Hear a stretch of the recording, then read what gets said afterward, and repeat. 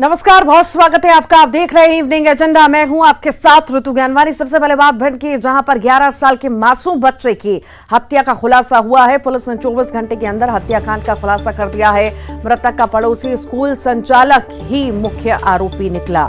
फिरौती के लिए बच्चे का अपहरण किया था। बच्चे के परिजनों और पुलिस के बढ़ते दबाव के चलते हत्या की थी। पुलिस ने 6 लोगों को आरोपी बनाया है। लाश को ठिकाने लगाने में दूसरे आरोपियों की भूमिका है।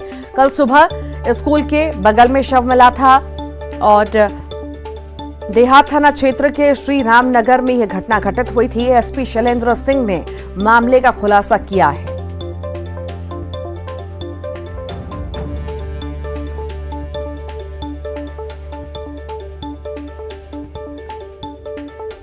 तो मासूम 11 साल का मासूम है। 11 साल का मासूम है जिसकी हत्या कर दी गई थी, जिस मामले में खुलासा हो चुका है। और पड़ोस में ही रहने वाले फिरौती मांग रहे थे और उसी के चलते मौत के घाट बच्चे को उतारा गया। अब जो है खुलासा हो चुका है, आरोपियों की गिरफ्तारी हो चुकी है। लाश को ठिकाने वाले और भी इसमें शामिल हैं, जिनकी छानबीन लगातार पुलिस कर रही है। फिरौती के लिए बच्चे का अपहरण किया था। बच्चे के परिजनों और पुलिस के बढ़ते दबाव के चलते हत्या कर दी गई। कल सुबह स्कूल के बगल से ही बच्चे का शव मिला था और उसके बाद से जांच पड़ताल शुरू हुई थी। 11 साल के मासूम बच्चे की हत्या का खुलासा हो चुका है। 24 घंटे के अंदर हत्याकांड का खुलासा पुलिस ने कर दिया है। मृतक का पड़ोसी स्कूल संचालक ही मुख्य आरोपी निकला। फिरौती के लिए बच्चे का अपहरण किया था और बच्चे के परिजनों और पुलिस के दबाव के चलते हत्या कर दी गई।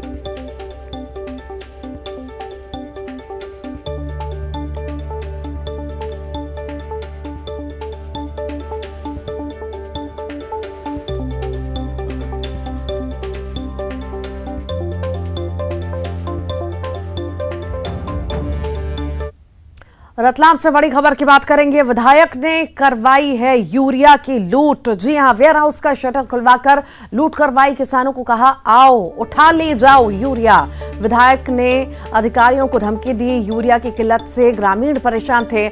आलोट से कांग्रेस विधायक मनोज चावला हैं, जो लूट करने के लिए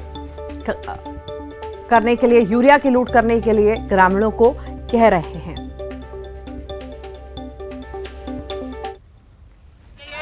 देखिए, लगातार 2 दिनों से हमारे किसान जो खाद के लिए परेशान हो रहे थे, 2 दिनों से दिन भर उनको कल 12 घंटे वो लाइन में लगे रहे, लेकिन खाद उनको उपलब्ध नहीं हो पाया। मेरी लगातार अधिकारियों से मैं निर्देश दे रहा था कि आप उनको खाद उपलब्ध कराने की व्यवस्था करें, लेकिन आज मुझे खुद जाना पड़ा और व्यवस्था बनानी पड़ी।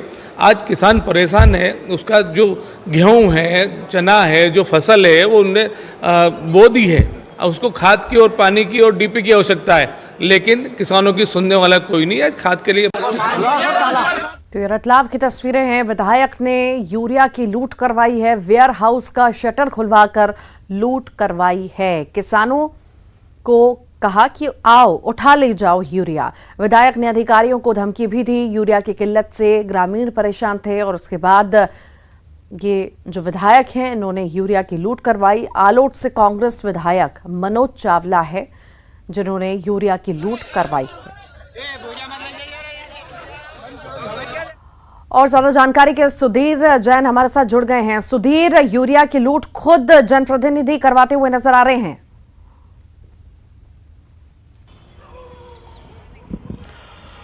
जिसे बिल्कुल इसे किसी भी हालत में जायज नहीं ठहराया जा सकता। जिस तरह से आज आलोट विधायक ने किया है, वो खुद जो है अपने गोदाम पे पहुंचे थे और किसानों से आप साफ तौर पे खुद देख रहे हैं वीडियो में कि उन्होंने खुद शटर उठवाया यहां से और कहा कि ले जाइए, जबकि ये तरीका बिल्कुल भी मुनासिब नहीं है। अगर आपको किसानों की मदद करनी ही थी तो आप वहां पर मैनुअल तरीके से उनको बोलते कि आप अपने आधार कार्ड की फोटोकॉपी लेके आइए, आपके पास जो खसरे खाते की जो आपकी डायरी है उसकी आप नकल यहाँ पे लेके आइए। उसके बाद आपको मैनुअल तरीके से सिंगल जितना भी यूरिया आपको बोरी यहाँ पे देनी है वो आपको यहाँ पे दी जाती। कल इसी तरह का मामला रतलाम में भी सामने आया था, चूंकि यहाँ पे भी रतलाम ग्रामीण के विधायक यहाँ पहुंचे थे और उन्होंने ऑटोमेटिक मोड में काम नहीं हो रहा था, सर्वर डाउन था, जिसके बाद उन्होंने खुद मैनुअल तरीके से यहाँ पर डिस्ट्रीब्यूशन शुरू किया। तो यही तरीका आलोट विधायक भी अपना सकते थे, लेकिन उन्होंने ऐसा नहीं किया और जो नियम और कायदों के विपरीत जाकर यहाँ पे अगर मैं कहूँ तो कुल मिला के एक गलत तरीका उन्होंने अपनाया और कुल मिला के किसानों से कह दिया कि आप जो है ये यहाँ पे ले जाइए अपना जो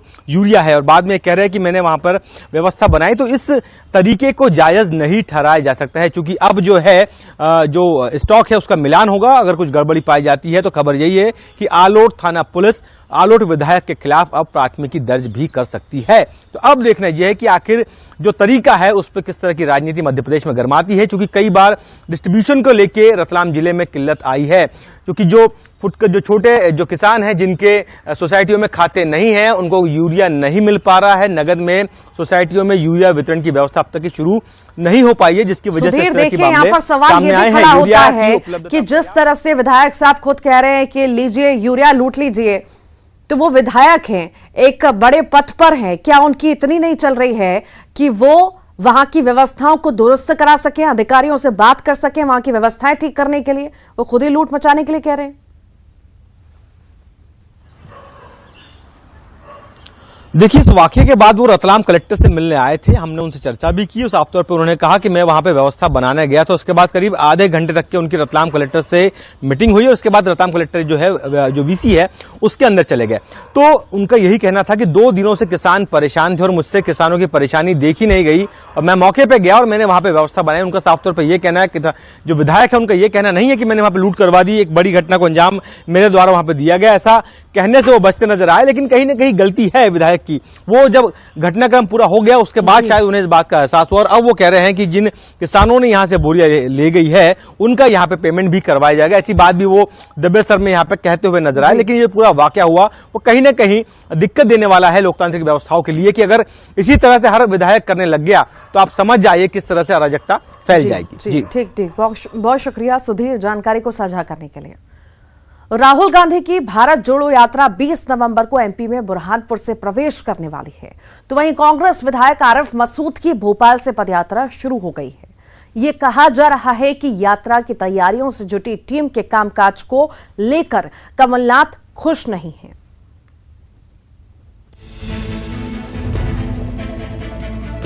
राहुल गांधी की भारत जोड़ो यात्रा को लेकर एमपी कांग्रेस जोर शोर से तैयारी कर रही है।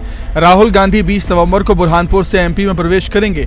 खबर है कि यात्रा की तैयारियों में जुटी टीम के कामकाज को लेकर कमलनाथ संतुष्ट नहीं है। कहा यह जा रहा है कि कमलनाथ खुद यात्रा की कमान संभालेंगे। 12 नवंबर को कमलनाथ पदयात्रा के रूट का दौरा करेंगे। बुरहानपुर से इंदौर तक कमलनाथ खुद तैयारियों को देखेंगे। इस दौरान निर्दलीय विधायक सुरेंद्र सिंह शेरा भी मौजूद रहेंगे। पार्टी के मुखिया के नाते माननीय कमलनाथ जी के हम जैसे सब नेता कार्यकर्ता हैं, जिन्हें उन्होंने जो दायित्व सौंपे हैं वो सब निभा रहे हैं। चूंकि बॉस हमारे कमलनाथ जी हैं, मॉनिटरिंग वो कर रहे हैं, तो वो भी अपनी आंखों से सारी चीज़ें देखेंगे और उसमें कहाँ सुधार की गुंजाइश है वो उसे पूरी करेंगे। उधर कांग्रेस विधायक आरिफ मसूद की पदयात्रा शुरू हो गई है। पीसीसी चीफ कमलनाथ ने भोपाल में हरी झंडी दिखाकर यात्रा को रवाना किया। आरिफ मसूद अपने समर्थकों के साथ बुरहानपुर जाएंगे। 20 नवंबर को ये पदयात्रा भारत जोड़ो यात्रा में शामिल होगी। 350 किलोमीटर की यात्रा है और भोपाल से हम लोग एक ऐलान कर रहे थे कि जब राहुल गांधी जी मध्य प्रदेश की सरजमी पे आएंगे तो हम भोपाल से पैदल जाकर उनका इस्तकबाल करेंगे। बुरहानपुर में आरिफ मसूद राहुल गांधी को संविधान की प्रति भेंट करेंगे। राहुल गांधी की भारत जोड़ो यात्रा को कांग्रेस भले सियासी ना बता रही हो, लेकिन सियासी फायदा उठाने की कोशिश जरूर कर रही है। कोई ठेका नहीं मिलना है, कोई कमीशन नहीं मिलनी। तो भारत जोड़ो यात्रा की तैयारियां जोरों पर हैं और ये पदयात्रा जो है मध्य प्रदेश में एंट्री करने वाली है और उसको लेकर के कमान सौंपी गई है कई सारे नेताओं को, पर कमलनाथ संतुष्ट नजर नहीं आ रहे हैं उन तैयारियों को लेकर के। वो खुद कमान अब संभालेंगे और तैयारियों का जायजा लेंगे। कमलनाथ खुद रूट का अब जायजा लेंगे। संतुष्ट नजर नहीं आ रहे हैं। पदयात्रा की आखिर कितनी तैयारी है, ये इस पर ही जो है कमलनाथ ने कहा है कि अब मैं खुद कमान संभालूंगा, मैं खुद देखूंगा, क्योंकि वो संतुष्ट नजर नहीं आ रहे हैं। देखने वाली बात होगी कि आखिर पदयात्रा की कितनी कैसी तैयारियां की गई हैं। मध्य प्रदेश में भारत जोड़ो यात्रा है और इसी यात्रा में बड़ी संख्या में लोग शामिल होंगे। राहुल गांधी पहुंच रहे हैं और इसी को लेकर के खास कार्यक्रम होगा। ज्यादा जानकारी के लिए अनुराग श्रीवास्तव हमारे साथ जुड़ गए हैं। अनुराग, भारत जोड़ो यात्रा एमपी में एंटर करने वाली है और तैयारियां जो हैं, तैयारियों की कमान नेताओं को सौंपी गई है, पर कमलनाथ संतुष्ट नजर नहीं आ रहे हैं।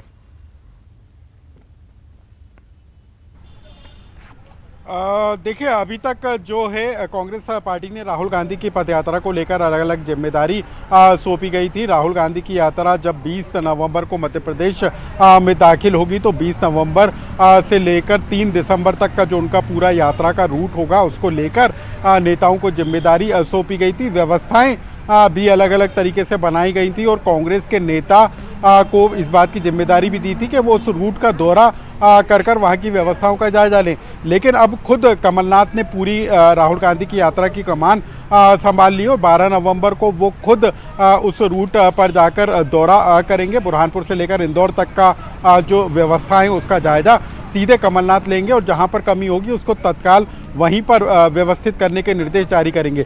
लेकिन बीजेपी इसी बात को लेकर सवाल खड़े कर रही है कि कांग्रेस एक तरफ यात्रा को लेकर काम का बंटवारा करती है और वहीं दूसरी तरफ कमलनाथ को खुद व्यवस्थाओं का जायजा लेने के लिए मौके पर जाना पड़ता है, जो कि कांग्रेस के अंदर भरोसे की कमी को जाहिर करता है। तो कुल मिलाकर अब राहुल गांधी की यात्रा पर खुद कमलनाथ बारीकी से मॉनिटरिंग कर रहे हैं और यही कारण है कि हर दिन बैठक लेने के अलावा वो 12 नवंबर को खुद व्यवस्थाओं का जायजा लेने के लिए अब बुरहानपुर से इंदौर तक का दौरा करेंगे। ठीक, बहुत शुक्रिया अनुराग। जैसे जैसे राहुल गांधी की भारत जोड़ो यात्रा के एमपी में प्रवेश की तारीख करीब आती जा रही है, वैसे वैसे प्रदेश कांग्रेस की सक्रियता में भी इजाफा हो रहा है। अब तो राहुल गांधी की यात्रा में शामिल होने के लिए कांग्रेस नेता अभी से पदयात्रा करने तक में जुट गए हैं। इसकी 3 तस्वीरें हम आपको दिखाते हैं।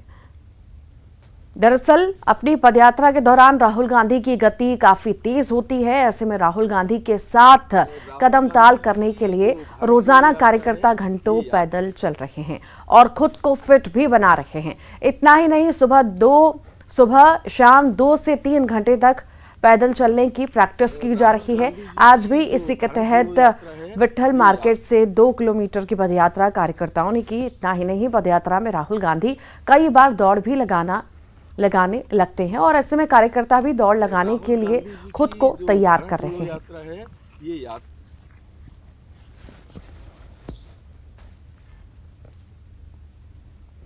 वैसे तो ये मेरा रोज का रूटीन है कि रोज 5 से 6 किलोमीटर पैदल चलना, जॉगिंग करना सालों से ही मेरा रूटीन है।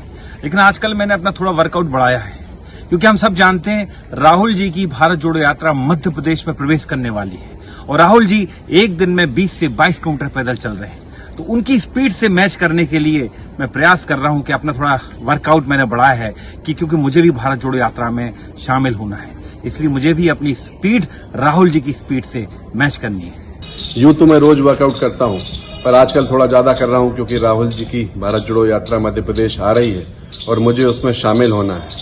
राहुल जी रोज 20 से 25 किलोमीटर चल रहे हैं और उनकी स्पीड से मैच करने के लिए अपना स्टेमिना बढ़ाने का प्रयास कर रहा हूँ।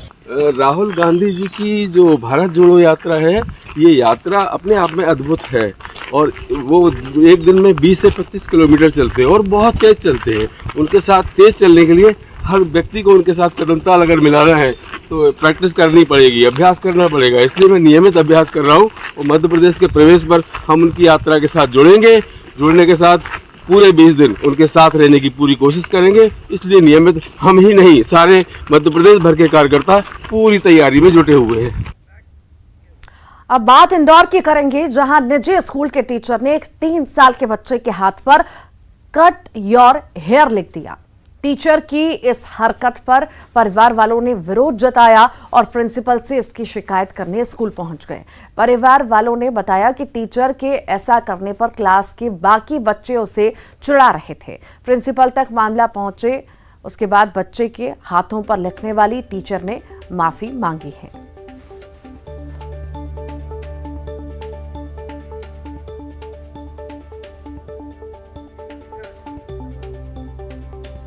और ज्यादा जानकारी के लिए विकास हमारे साथ जुड़ गए हैं। विकास, आए दिन हम तस्वीरें देखते हैं कि बच्चों को डांटना, मारना, पीटना या कुछ भी कह देना, और जिस तरह की तस्वीर हम आज देख रहे हैं कि हाथ पे कट योर हेयर लिख दिया गया है, आखिर इस तरह से बच्चे कहीं ना कहीं एक अलग दिशा में जाते हैं, खुद को अजीब सा महसूस करते हैं क्योंकि दूसरे बच्चे भी आसपास में रहते हैं, वैसा माहौल बिगड़ता है। तो क्या ये ठीक है ऐसा करना?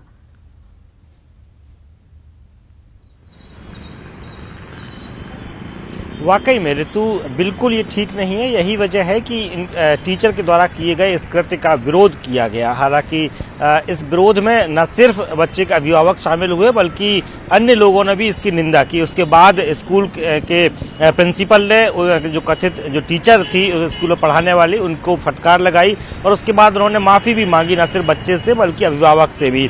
जानकारी है कि जो मासूम था वह अपने स्कूल में सामान्य दिनों की तरह गया हुआ था और इस टीचर ने उस बच्चे की नोटबुक पर ना लिखते हुए उसके हाथ पर लिख दिया कट योर हेयर, और इसके बाद ही ये बवाल उत्पन्न हुआ। और जो बच्चे, अन्य बच्चे जो साथ में इस मासूम के पढ़ते थे, उन बच्चों ने भी इससे चिढ़ाना शुरू कर दिया। इसकी शिकायत जब उसने अपने अभिभावकों से की, परिजनों से की, उसके बाद स्कूल में आपत्ति दर्ज कराई गई। बहरहाल ये निजी स्कूल में इस तरह के कृत्य अगर देखा जाए तो आमतौर पर अक्सर देखने को मिलते हैं। कई बार इसका विरोध परिजन कर देते हैं और कई बार जो स्कूल प्रबंधन होता है उन्हें दबाव बनाने का प्रयास करता है, कई बार दबाव बना भी लेता है। बहरहाल इसके बाद इस पूरे मामले में स्कूल प्रबंधन की ओर से और जिस टीचर का ये कृत्य है उसकी ओर से माफी परिजनों से मांग ली गई है। जी ठीक, बहुत शुक्रिया। आप लगातार बने रहिएगा, फिर आपके पास लौटूंगी अगली खबर पे। उज्जैन में महाकाल मंदिर में प्रवेश को लेकर हंगामा हुआ है। प्रोटोकॉल दफ्तर के बाहर श्रद्धालुओं ने हंगामा किया। गर्भगृह में प्रवेश के लिए 1500 का टिकट देने का मामला सामने आया। श्रद्धालुओं का कहना था कि गर्भगृह में प्रवेश के लिए खास लोगों को टिकट दिया गया था, जबकि आम लोगों को ये टिकट नहीं मिल रहा था। यूपी, दिल्ली, झारखंड, छत्तीसगढ़ से आए श्रद्धालुओं ने इसे लेकर हंगामा भी किया।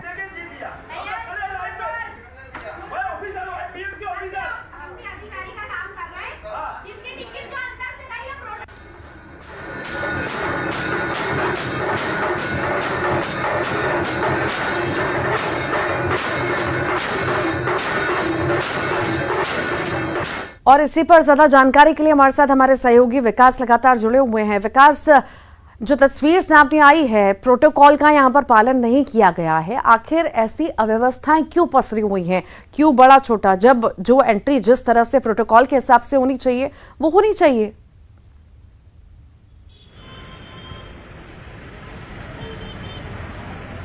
बिल्कुल ऋतु, कई बार वीआईपी कल्चर को लेके खुद प्रधानमंत्री नरेंद्र मोदी जिक्र कर चुके हैं और इसे त्यागने की सलाह और जानकारी और नसीहत जो है अपने कार्यकर्ताओं के साथ साथ बड़े पदाधिकारियों को दे चुके हैं। यही वजह थी कि नीली और पीली बत्ती जो वाहनों पर अक्सर लगी होती थी उन्हें हटा दिया गया। बावजूद इसके ये वीआईपी कल्चर आज भी जो लोगों के मन में है वो कहीं ना कहीं हावी है। जो प्रोटोकॉल दफ्तर की बात की जा रही है, सबसे पहले इसका उद्देश्य समझना होगा। इस प्रोटोकॉल दफ्तर के माध्यम से ही जो वीआईपी कल्चर के लोग पहुंचते हैं उनकी बुकिंग होती है और वो लोग दर्शन करने जाते हैं।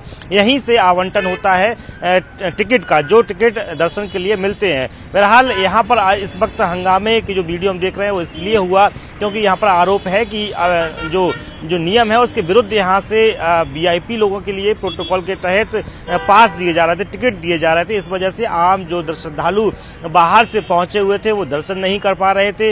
इसी वजह से जो बाहरी राज्यों से आए हुए श्रद्धालु थे उन्होंने जमकर हंगामा किया। चूंकि बीते दिनों महाकाल लोक का लोकार्पण हुआ है, उसके बाद देश भर से जो श्रद्धालु है वो दर्शन करने के लिए उज्जैन पहुंचते ही है और अब अचानक से बढ़ी हुई भीड़ के कारण खासकर ये कहीं ना कहीं ऐसी जो मुसीबतें हैं वो थोड़ी सी बढ़ जाती है। कई बार जो श्रद्धालु पहुंचते हैं उन्हें मुसीबतों का सामना करना ही पड़ता है, लेकिन यहाँ पर देखा गया कि लगभग 2 दिन बीत जाने के बाद भी उन्हें टिकट नहीं मिल सके जिसके माध्यम से वो दर्शन गर्भगृह में जाकर कर सके। इसी वजह से ये हंगामा उत्पन्न हुआ। बहरहाल अब बहुत सख्त आवश्यकता यहाँ पर इस बात की है कि कुछ ऐसे नियम बना दिए जाए जिसमें वीआईपी और सामान्य आम और खास का जो बीच का फर्क है उसे सामान्य कर दिया जाए और सभी श्रद्धालु सामान्य तरीके से आसानी से जाकर दर्शन कर सकें। ठीक, बहुत शुक्रिया विकास। अंबिकापुर से बड़ी खबर है, उसकी बात करेंगे। घर के सामने रखी कार में आग लगाई गई है। पेट्रोल डालकर कार में आग लगाई गई है। आग लगने से कार जलकर खाक हुई। आग लगाने का वीडियो भी सामने आया है। सोशल मीडिया पर अब वीडियो वायरल हो रहा है। कांग्रेस नेता श्याम लाल जायसवाल का बताया जा रहा है कार गांधीनगर थाना क्षेत्र के चोपड़ापारा काली मंदिर के पास की ये घटना आपको बता रहे हैं।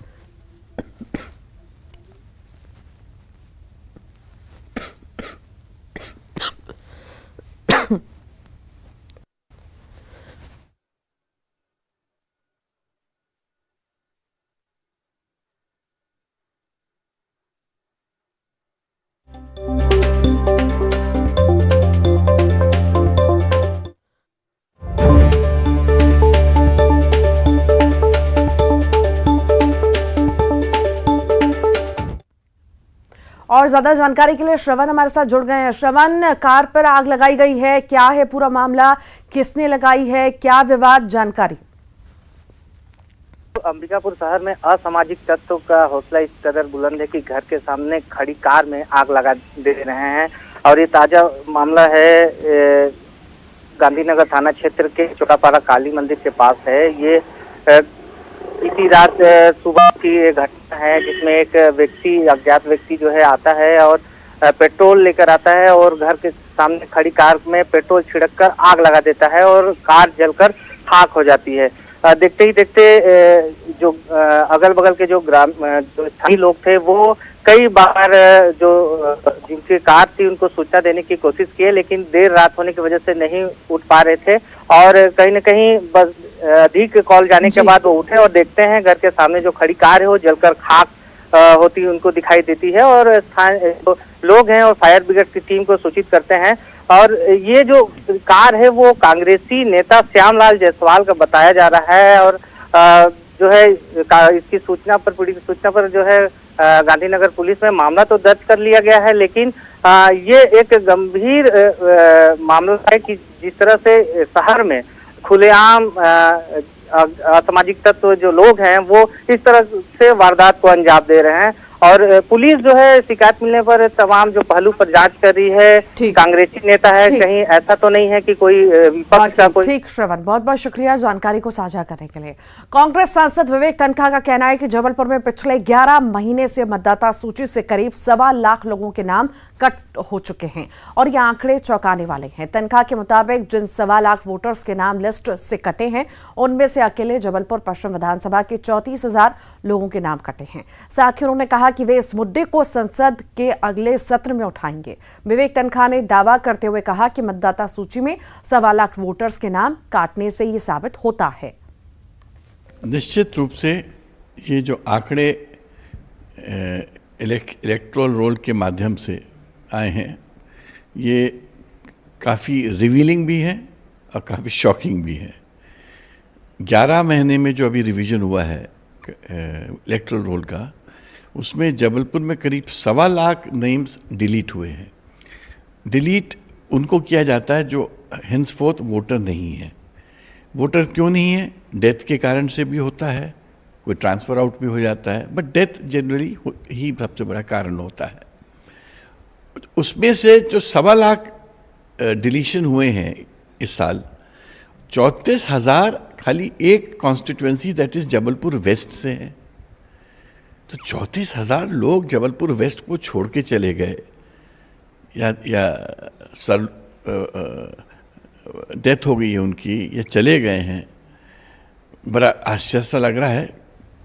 और मैं तो चाहूँगा कि तरुण मनोहर जी के माध्यम से मैं पता भी चलवाऊँ कि ये 34,000 लोग कौन हैं जिसके बारे में बोला जा रहा है कि ये जबलपुर वेस्ट से चले गए हैं।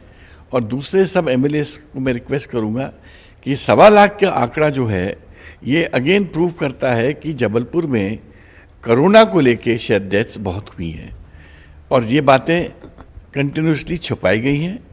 और जो कांग्रेस का जो ऑलवेज एक एलिगेशन था कि कोविड में बहुत डेथ्स हुई। और इसी के साथ ही इवनिंग एजेंडा में इतना है।